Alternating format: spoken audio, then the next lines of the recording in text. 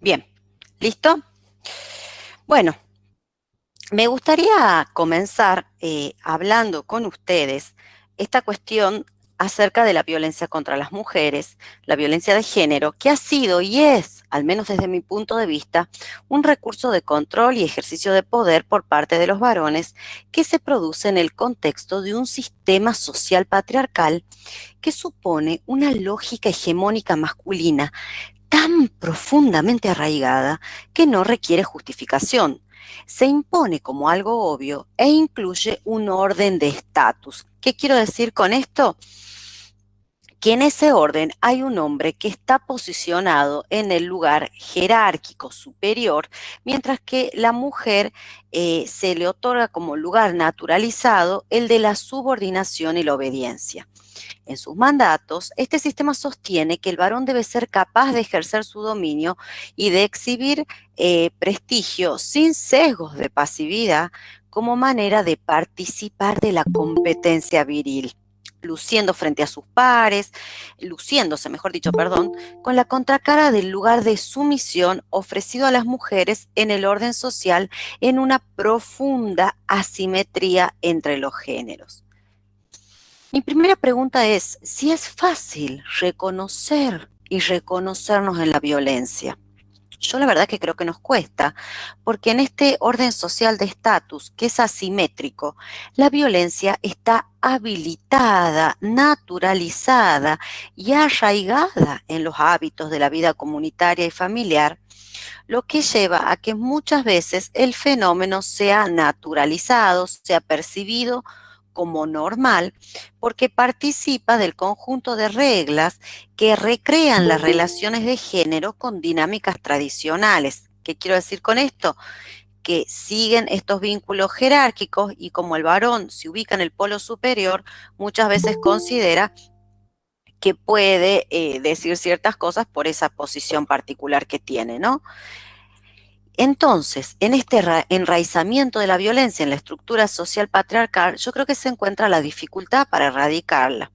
Y aunque hoy estamos en un momento donde el discurso patriarcal es objeto de una profunda crítica social y de un manifiesto rechazo por parte de la opinión pública, su ideología sigue vigente, pero enmascarada, oculta en la adopción de un discurso políticamente correcto, por lo que resulta necesario que revisemos el peso de los roles y las expectativas de género en un sistema de creencias binario, desigual y sexista.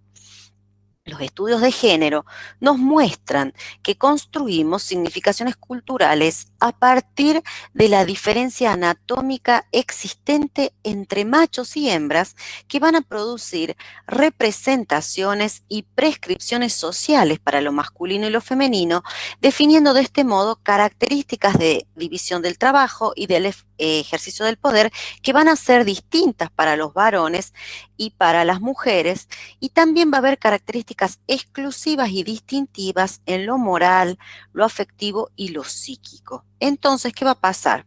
Que a través del discurso, de la acción, de los deseos, de las expectativas y las fantasías, se van a inscribir operaciones de diferenciación en las personas que comienzan en la infancia y que van a tender, en función de los signos sexuales exteriores, a estimular prácticas que se piensan adecuadas a la vez que se impiden o dificultan comportamientos inadecuados para el desempeño del rol genérico. ¿Cómo sería esto? Así, se espera que las mujeres inhiban las conductas agresivas y los deseos sexuales, que sean pasivas con los hombres, nutrientes y receptivas, que fomenten su atractivo físico y mantengan una respuesta emocional cálida y amistosa. ¿Por qué? Porque se cultiva en las mujeres una sensibilidad hacia los otros y una gran expresión emocional. También nos enseñan que el éxito en nuestras relaciones de pareja se basa en que seamos buenas, obedientes, calladitas y abnegadas, que nos sacrifiquemos, que nos dediquemos al cuidado y a la atención de la pareja, porque esas son pruebas, entre comillas, de verdadera femineidad. O sea, nos enseñan en síntesis, como dice Marcela Lagarde, a ser para otros con una subjetivación subordinada. Ahora bien, en el caso de los varones, lo que se prescribe para ellos es el ejercicio del poder y de la dominación, porque al igual que la competencia y el control, son pruebas de verdadera masculinidad. A los varones se les enseña que supriman sus emociones, que no pidan ayuda o que no se apoyen en otros, porque eso los vuelve débiles, vulnerables e incompetentes, y también les enseñan que si los atacan deben devolverlo, porque si un varón no manda, se vuelve un sumiso, un gobernado. Fíjense cómo la lógica del todo o nada domina en la masculinidad. Y si decíamos que estos mandatos de género circulan a nivel social, se van a volver concreto en los vínculos, en las interacciones sociales, y desde la más tierna infancia nos van a ir formando y van a internalizarse, se van a hacer carne ciertas ideas que circulan a nivel social. Y cuando los hombres asumen estas prescripciones, lo que se espera socialmente de ser varón, lo que van a hacer en su persona, en su sí mismo, es constituir rasgos de carácter que lo van a diferenciar de la femineidad, porque lo básico para ser varón es no ser bebé, no ser mujer y no ser homosexual. Por ese motivo es que los varones van a rechazar la dependencia, van a diferenciarse de la femineidad y van a enmascarar la sumisión. Y van a evitar la sumisión. ¿Por qué? Porque lo que quieren es enmascarar sus necesidades de proximidad y de intimidad con distancia afectiva. Ellos ponen distancia siempre, y esto lo vamos a ver traducido en comportamientos impulsivos, temerarios, muchas veces homofóbicos y también misóginos, ¿no? Ahora bien, el modelo machista convencional supone que los hombres tienen el privilegio de dominar, de exaltarse, de sobresalir o de mandar a callar, pero como costo tienen que guardar silencio en lo que respecta a su sensibilidad, sus afectos, sus vivencias y sus contradicciones. A mí la verdad que lo que me resulta llamativo es que a pesar de que se les impone un estricto control de las emociones, paradójicamente se promueve en los varones la expresión de la hostilidad, de la ira o del enojo, pero no como un modo de resolver los conflictos, sino para alejarlos de lo pasivo. ¿Por qué? Porque a los varones desde la más tierna infancia se los masculiniza, permitiendo la descarga agresiva o violenta, lo que lleva a que los hombres estén constantemente a la defensiva, pensando que cualquier movimiento, información o debilidad que demuestren puede ser usada por otras personas para intentar destruirlos. La contracara de todo esto es el control y el dominio para evitar la debilidad y lo pasivo, que para los varones resulta degradante. Entonces, en este interjuego, fíjense cómo la hegemonía social masculina va a avalar y va a legitimar el ejercicio de poder por parte de los varones, valiéndose incluso de la violencia como un modo de reinstalar el dominio masculino amenazado, como modo también de instituir una forma de control, y esto lo va a hacer tanto de modo abierto como de modo encubierto. Cuando hablamos del modo encubierto, de la violencia encubierta, vamos a dar cuenta de esas estrategias de poder que se juega en todo vínculo, que está en el orden de los límites de la evidencia, de lo casi imperceptible, les diría. Se trata de micromachismos, y este es un concepto de un psicólogo español que se llama Bonino Méndez, que calculo que muchos de ustedes lo deben haber estudiado, ¿no? Entonces, una serie de maniobras interpersonales que los varones llevan a cabo en la pareja, es a lo que le llamamos micromachismos. ¿Y por qué son micro? Porque de una manera chiquitita, imperceptible, intentan imponer sin consensuar su punto de vista para mantener el dominio sobre la mujer o para reafirmarlo sobre aquella que se revela.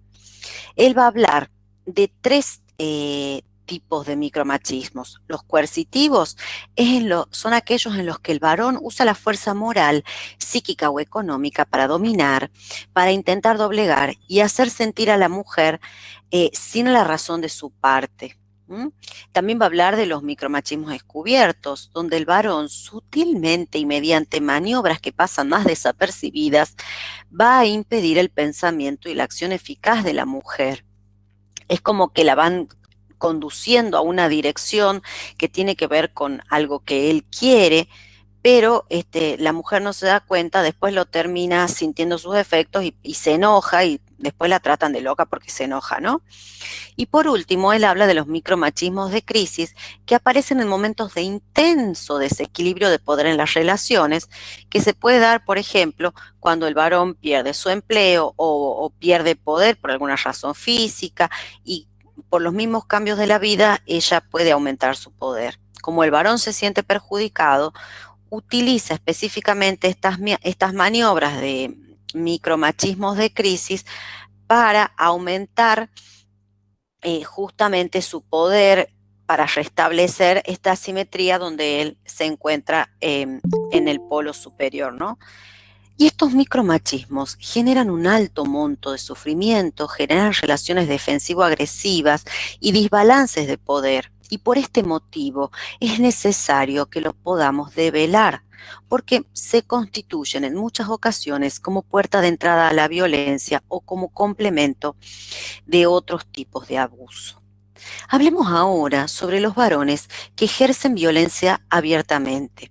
Estos creen que la superioridad del hombre sobre la mujer es así, es lo real. Creen que esta es la verdad absoluta y ven como peligroso que ella tenga autonomía y tome sus propias decisiones, pues les interesa seguir dominándolas. ¿Por qué pasa esto?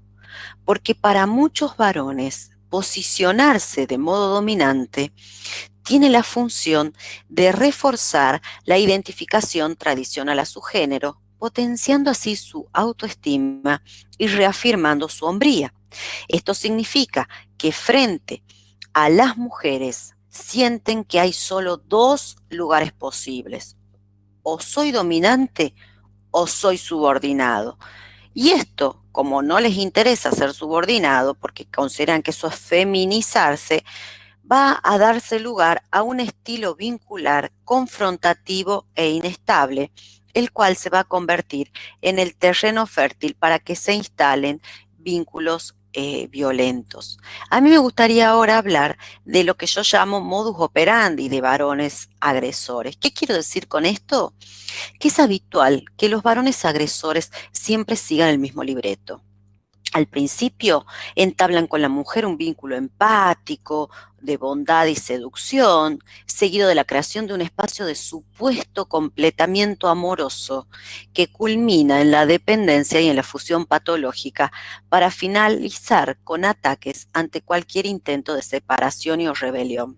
Estos hombres se presentan como sumamente atentos, son los que vienen a salvarla a ella de los innumerables abandonos vividos, pero poco a poco controlan, lo que disfrazan discursivamente como un profundo amor y deseo hacia ella, por lo que siempre quieren estar cerca, diciendo cosas como, por ejemplo, no tolero extrañarte tanto. ¿M?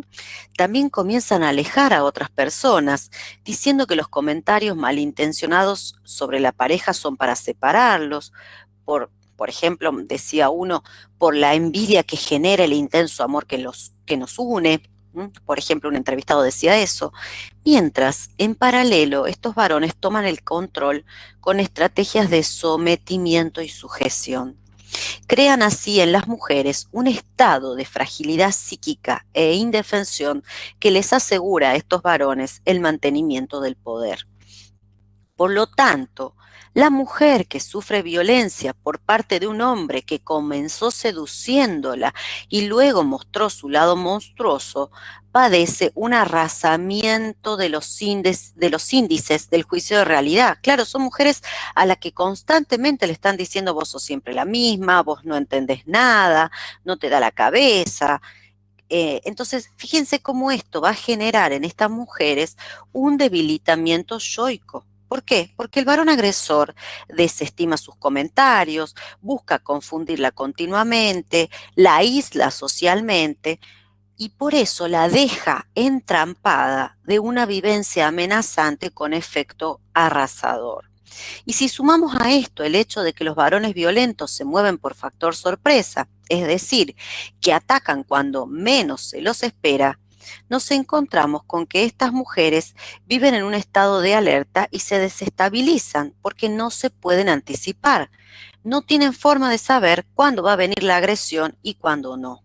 Entonces, no podemos olvidar que una mujer violentada sufre angustia, luego se disocia, parálisis, se paraliza, se anestesia, pero esto son mecanismos de supervivencia de la víctima ante la repetición de los episodios de violencia que cada vez son peores. Acá me gustaría puntualizar algo.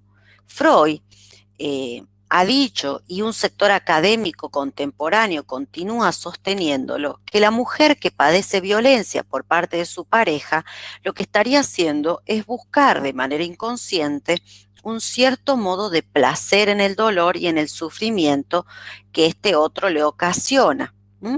Es como que la lectura clásica es que hay un masoquismo femenino, la mujer es masoquista, ¿sí? De manera muy concreta y popular se dice, qué sé yo, el esposo le pega y ella no se va de la casa, obviamente es porque le gusta que la maltraten. ¿M? Este tipo de comentarios que circulan. Y yo no acuerdo en lo absoluto con esta idea y considero fundamental por eso un concepto que propone Irene Meller que se llama erogeneidad de la subordinación. Y ella lo emplea para dar cuenta de un recurso psíquico que para soportar una situación que nos oprime, que nos asfixia y que es intensamente dolorosa y de la cual es muy difícil salir, nos valemos de este mecanismo.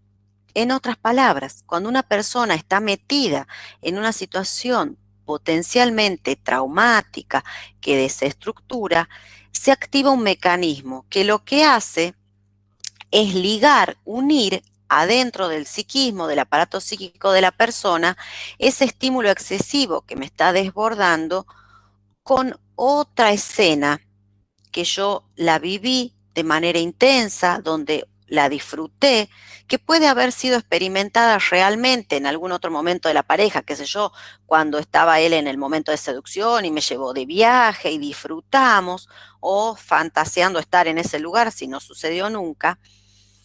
Y de esa manera es como que soportan esto que está pasando. Fíjense que su fin no es experimentar placer en el dolor, sino por el contrario, lo que hace es ayudar a la mujer a sobrevivir y a tramitar la repetitiva violencia de la pareja, salvándola de la locura o de la muerte, porque se traslada con la cabeza a otro lado, no a ese momento donde está sufriendo la violencia, ¿no?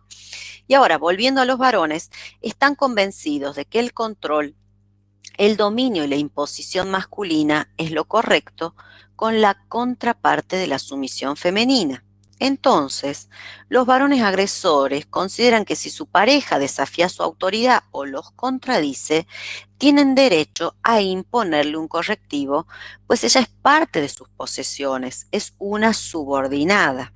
Así, mediante presiones psíquicas, físicas o ambas, estos varones pretenden imponer su autoridad, pretenden imponer una relación sexual no consensuada y muchas veces también imponen o se valen de la coacción o la intimidación para que la mujer no pueda acceder al dinero, ¿no?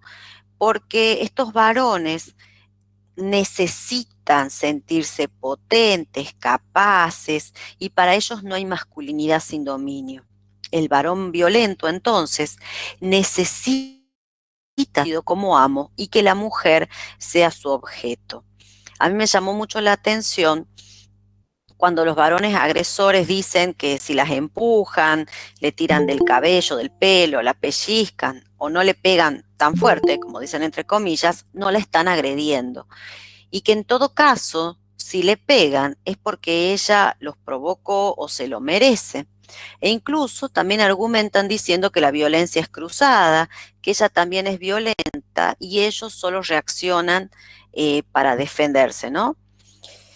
Y bueno, ya volvemos a eso, pero fíjense cómo estos hombres en tanto conciben a la mujer como un objeto que no tiene capacidad pensante y de decisión, asumen que la tienen que constantemente observar, dirigir y vigilar.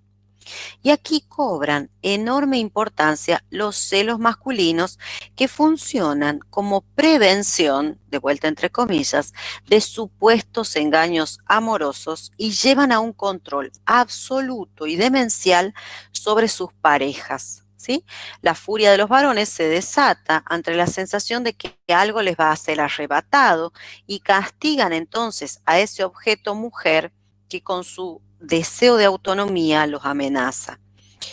Y acá viene el tema, el hecho de que las mujeres hoy aspiren a subjetivarse como sujetos capaces de elegir, de diferenciar sus deseos e intereses y actuar en consecuencia, es vivido como peligroso por estos varones porque sienten que esto atenta a su identidad viril.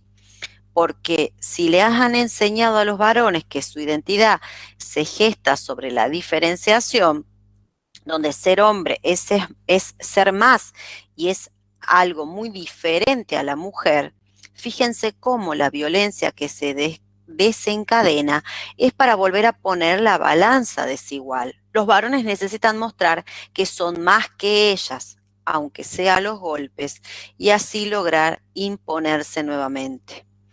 Y acá me parece importante plantear que la mayoría de los hombres que atacan o acosan a las mujeres no piensan que son desquiciados, muy por el contrario, en general sienten que están completamente justificados, que están ejerciendo un derecho autorizados por una ideología de supremacía. No olvidemos que los varones agresores tienen un concepto de autoridad distorsionado. Ellos están siempre por encima y ellas por debajo. Ahora bien, el fenómeno de la violencia, sé que todos ustedes lo saben mejor que nadie, que es un tema muy complejo. Y yo la verdad que celebro que se estén implementando políticas públicas para lograr la protección de la mujer víctima, ayudándola a restablecer su identidad vulnerada por los daños sufridos, pero en lo concerniente a los varones agresores, nos encontramos aún con argumentos sociales que justifican, que minimizan e incluso niegan sus comportamientos violentos. Y así sostienen que, bueno, que pobrecito es porque pierde el control, porque es impulsivo, porque es adicto a las drogas o al alcohol, porque tiene estrés en su trabajo y no lo sabe manejar, porque esto es parte del instinto de ser hombre. No nos olvidemos de la clásica de que es porque es provocado por ella o porque, bueno, viene de una familia violenta. Entonces, fíjense cómo acá estos argumentos están contaminados con mitos. ¿Sí? Por ejemplo, con esta cuestión del instinto de la esencia, la masculinidad es una cuestión construida. Entonces, yo considero, y en ese sentido, Luis ya lo va a explicar muchísimo mejor que yo, de que hay muy buenas razones para desarrollar intervenciones con hombres que ejercen violencia. Y yo creo que lo primero que hay que hacer con los varones es responsabilizarlos, que entiendan que la violencia de género es una conducta aprendida, que no tiene nada que ver con el instinto, ¿sí? Y en tanto está aprendida, se puede cambiar. Porque, ¿qué pasa? Si no los responsabilizamos, si no los enfrentamos a su propia violencia, el relato es siempre el mismo, se repite. Los hombres cuentan cómo los golpeaban de chicos, dicen que sus papás también les pegaban a sus mamás, que sus abuelos y sus tíos también fueron golpeadores, o sea, niegan el comportamiento violento. Y como yo les contaba en el ejemplo de recién, a pesar de que uno insiste con este tema, lo minimizan. Y de vuelta vuelven a valerse de la transmisión intergeneracional para justificar sus experiencias, como esta repetición de historias fuese lo que causa la violencia. Yo creo que esto son argumentos para no responsabilizarse y para no preguntarse qué tienen que ver ellos como sujetos singulares en la situación de violencia. Y esto es lo que hay que modificar, porque si los varones aprendieron a resolver conflictos con violencia y con abuso de poder, como manera de no ser catalogados como femeninos, hay que deconstruir con los varones estas nociones en los grupos de trabajo con hombres para fomentar la construcción social de nuevos modelos de masculinidad que sirvan realmente para encarnar el rol del varón desde otro lugar sin que se tengan que valer de compensaciones y de mecanismos defensivos. Porque si no tenemos una intervención eficaz, el varón va a tender a repetir la conducta violenta con la misma víctima, aún habiéndose separado de ella, o bien con otras mujeres, ¿sí? Por ello, a mí me gusta emplear una fórmula matemática. ¿En qué sentido? Que por cada hombre que se atiende, se ayudan al menos a 2 mujeres. ¿Mm? Pero también es muy difícil que la realización de estas tareas se produzca y se sostenga desde voluntarismos y cambios individuales. Por eso creo que es imprescindible para poder parar la violencia masculina desarrollar estrategias grupales, sociales y de políticas públicas que ayuden a los varones a cambiar para que puedan reconocer que todos vivimos en una sociedad como seres interrelacionados y que cada uno de nuestros actos afecta tanto a las otras personas como a nosotros mismos, ¿no? Y me gustaría cerrar esta intervención con los nudos críticos que suponen trabajar en y con violencias. ¿Por qué digo esto? Porque cuando las personas trabajamos con violencias, esto nos conecta también con la perplejidad, con el malestar, con la angustia y el sufrimiento subjetivo. Y no solo el de las víctimas que prestamos atención, sino también con lo propio, ¿no? En ocasiones también nos induce al descreimiento, al prejuicio, a la hostilidad, a preguntarnos si las aberraciones que escuchamos, si estos hechos violentos que nos cuentan son realmente posibles, ¿no? Porque siempre hablamos de las violentadas, de las mujeres violentadas, hablamos de los varones agresores, pero creo que se dice muy poco de quienes desde su ejercicio profesional se ocupan de ellos. Por ello, quiero puntualizar algunas cuestiones acerca de la práctica profesional en violencia de género. Y quienes asistimos a personas violentadas, quienes trabajan en y con violencia en su ejercicio profesional, deben realizar un trabajo deconstructivo de creencias e ideologías.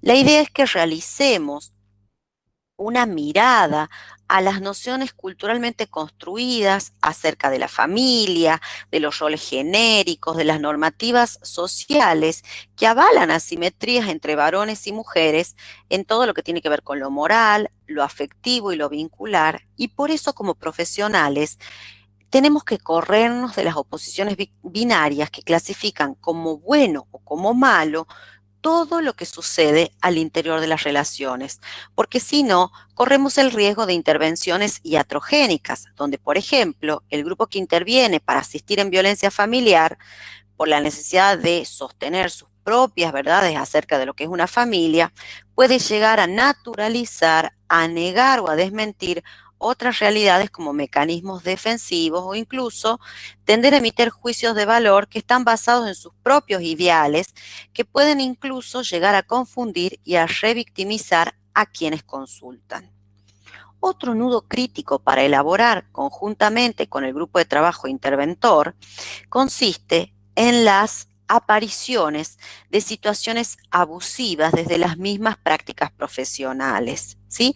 Entonces tenemos que estar muy atentos a esto que se puede manifestar en ocasiones en un abuso de poder, en abusos de confianza y en prácticas discriminatorias que terminan conduciendo a la revictimización de quien consulta.